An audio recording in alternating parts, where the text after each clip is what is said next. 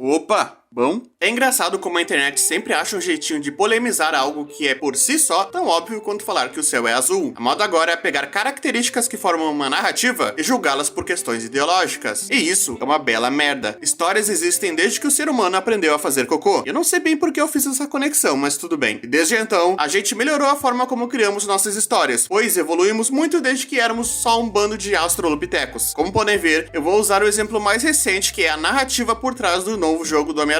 Mas também vou usar de exemplos outros personagens, além de, é claro, outras adaptações do nosso querido herói aracnídeo. E não terá spoilers cruciais do jogo, até porque eu nem zerei o jogo para criticá-lo. Mas devo citar o plot principal que você muito provavelmente já sabe, tanto pelos trailers quanto pela thumbnail desse vídeo. Então, basicamente, esse não é um vídeo sobre o jogo, é um vídeo sobre histórias em si e como elas são feitas. Nós, seres humanos, somos aficionados por histórias. O fato do nosso cérebro ver rostos em rochas, em pães ou nuvens é só mais uma comprovação que nós somos conectados por padrões e nos forçamos a permanecer neles. E consumir histórias é a nossa forma de ir contra isso, refletindo, criticando e compreendendo os nossos padrões. Apesar de transformarmos até isso em padrões, mas vamos chegar lá. Ver filmes, ler livros ou jogar jogos é a gente tentando, através do entretenimento e da arte, compreender nossas funções através de significados. E eu não sou nenhum neurocientista para afirmar qualquer coisa, mas essa é a forma que eu vejo o mundo e que eu interpreto a razão de nós consumirmos tanto narrativas. É assim como fazer cocô, e eu ainda não sei porque eu continuo usando esse maldito exemplo, a gente aperfeiçoou tanto algo que criamos mais e mais padrões. Quando você assiste um filme hoje, existem milhares de padrões que formaram essa história até você consumi-la. O campo da literatura é muito vasto, e eu provavelmente vou falar de forma leiga dele nesse vídeo. Mas o ponto a que eu me refiro é que quanto mais criamos padrões, mais nós tentamos fugir deles, assim criando mais padrões consequentemente. Vamos usar de exemplo agora falando sobre o assunto principal. Spider-Man 2 de PlayStation 5 trabalha a trajetória do Peter Parker enquanto este, possuído pelo simbionte Venom, perde parte de sua personalidade humilde, transformando-se em um Peter Parker corrompido pelas suas imperfeições. Enquanto isso, Miles, antes um pupilo do nosso querido herói aracnídeo, agora precisa subverter seu papel na trama para ajudar seu amigo e relembrá-lo o papel que um herói precisa exercer. Esse é o plot principal de Spider-Man 2, e isso não é woke, isso é um trope. Ah, Andrew, mas que diabos é um trope? Trope, ou tropo, é nada mais do que arquétipos muito usados em obras literárias. São temas, ou temáticas, não confundir com clichê. Clichê é a repetição exacerbada de um trope. Exemplificando fica mais claro, prometo. Vamos voltar lá atrás em Homem-Aranha de 2002, o grande clássico de Sam Raimi. Naquele filme conhecemos o Peter Parker até o momento em que ele assume o manto e a responsabilidade de um herói, tornando-se assim o Homem-Aranha. É uma clássica jornada do herói, e isso é um trope? Não. A jornada do herói é uma estrutura narrativa que se sustenta exatamente pelos seus tropes. O herói relutante é um trope, o vilão cruel é um trope, a morte do mentor é um trope. E como eu citei anteriormente, nós criamos padrões em tudo que tocamos, inclusive as histórias que nós consumimos. Em Spider-Man 2 não é diferente. O herói que perde seu heroísmo em seus próprios objetivos é um trope. Nós já vimos isso em diversos outros filmes do Aranha, inclusive. No Homem-Aranha 2, o Peter abandona o seu manto. No Homem-Aranha 3, vemos ele se corrompendo pelo Venom. Até em No Way Home, eles arranham essa temática superficialmente, com o Peter sendo consumido pela vingança. Quantos filmes você já não viu onde o herói percebe que ele tá fazendo a coisa errada, mesmo que pelos motivos certos? Além de que, o trope do pupilo que precisa ensinar o seu mentor é simplesmente clássico, e é um dos meus tropes favoritos. Quantas obras você já não viram onde isso ocorre? Eu posso citar várias. Toda a trama do Peter B. Parker em Aranhaverso é sobre o Miles ensinando algo a ele, então isso nem incomum é em adaptações do Aranha. Narrativamente, ao meu ver, Spider-Man 2 apenas utiliza dessas temáticas clássicas para contar uma história, e eu acho uma boa história, porque ele usa os tropes justamente para subverter as temáticas dos jogos anteriores. Se isso for ruim para sua ideologia ou não, aí é contigo, mas isso nada mais é do que um padrão de como se contar uma história, e isso vai continuar existindo, porque isso sempre existiu, e mesmo que você não tenha percebido antes, toda a história é feita de padrões, todas têm início, meio e fim, e todas têm temáticas que serão subvertidas porque cansamos das mesmas histórias, até essas subversões se tornarem os novos padrões. É assim que funciona. Eu mesmo posso contar uma história e você não curtir, da mesma forma que eu posso contar uma outra história e você gostar. No fim, apesar de serem histórias completamente diferentes, são feitas com as mesmas ferramentas. E se uma dessas ferramentas estiverem sendo mais utilizada que as outras, é simplesmente porque o público prefere consumir elas, criando assim clichês. Clichês não são algo ruim. Se algo é muito utilizado, é porque funciona. Jumpscare é um clichê, mas diversos filmes, tanto os bons quanto os ruins, utilizam dele para criar uma atmosfera de terror. Tem filme bom com jumpscare, provando que o clichê não é algo ruim, mas a forma como você o utiliza que vai definir isso. E aí que chegamos nas polêmicas, onde vemos mais e mais clichês sendo ditos não pela narrativa, mas pelo público que a consome. E esse é o clichê mais chato, com certeza. Digamos que você prefere batata frita ao invés de hambúrguer, e percebeu que todas as empresas estão focando na venda de hambúrgueres. É direito seu não comprar. O que você não pode fazer é chorar igual uma criança falando que estão tentando te obrigar a comprar hambúrguer. Não estão, só é o que as pessoas querem comprar. Ainda tem batata frita, só estão te oferecendo um cardápio maior com mais variedade de hambúrgueres do que batata frita. O mesmo vale pra diversidade. Olha só, falei a palavrinha mágica que machuca os sentimentos de tantas pessoas. Você não tá sendo obrigado a nada, meu caro amigo que tá na internet chorando porque deram destaque para um personagem negro em um jogo onde, olha só, ele tá na capa e é um dos protagonistas. Homem-Aranha sempre vai trabalhar com diversidade, porque Homem-Aranha é um personagem intrinsecamente ligado ao jovem. Vamos voltar lá atrás. Em 1º de agosto de 1962, Homem-Aranha fazia sua estreia dando destaque pela primeira vez a um super-herói adolescente, com a personalidade adolescente lidando com problemas de adolescente. E nesses 60 anos de história, se tem uma coisa que o personagem não mudou, é o fato dele abordar a temática de um jovem lidando com problemas que um jovem lida. E apesar de questionável o fato do Peter nunca evoluir nos quadrinhos, algo que eu não vou me aprofundar nesse vídeo, o seu tema é sempre o mesmo. Além do fato de ser um personagem pobre, vindo de um bairro humilde e que lida com problemas sociais, algo muito relatável, nesses 60 anos o Homem-Aranha já foi muita coisa diferente. E durante todas essas décadas, tivemos várias gerações de jovens com ideais, pensamentos e vivências diferentes. Em 2002, víamos um reflexo do jovem no início do século. Em 2012, víamos um jovem de outra geração. Em 2017, víamos mais um jovem de outra geração também. Cada uma adaptação mostrando a realidade de uma geração de jovens. E apesar de algumas serem melhores adaptadas que outras, nenhuma delas está errada, pois todas são espelhos do mundo real. Particularmente, eu vejo que os fãs do Homem-Aranha esquecem o que é o Homem-Aranha. Eu tenho 23 anos e eu cresci com o personagem moldando o meu imaginário, mas um dia haverá uma adaptação do personagem que não vai se conectar comigo, porque eu já não vou ser mais jovem, é óbvio, e eu não vou viver os próximos 60 anos conseguindo compreender os problemas que os adolescentes das futuras gerações vão enfrentar, mas isso de forma alguma vai ser o suficiente pra mim deixar de me conectar com as histórias do meu super-herói favorito. Meu filme favorito ainda vai ser Homem-Aranha 2, mesmo que lance 1000 outros filmes do Homem-Aranha no futuro, mesmo que sejam bons Homens-Aranhas, completamente diferentes, sejam brancos, pretos, ruivos ou até azuis, não importa a cor ou o sexo ou qualquer outra característica, o personagem vai mudar porque o personagem que você conheceu não é o mesmo que lançou em 1962, e você sabe disso. A diferença, e que eu acho plausível de crítica, é se o personagem perder sua essência, no caso, o seu heroísmo. Mas se em 60 anos o personagem se mantém como o clássico amigão da vizinhança, não vai ser agora que ele vai deixar de ser, porque isso é quem o Homem-Aranha é. Espero que tenham gostado do vídeo, fiquem bem e até mais.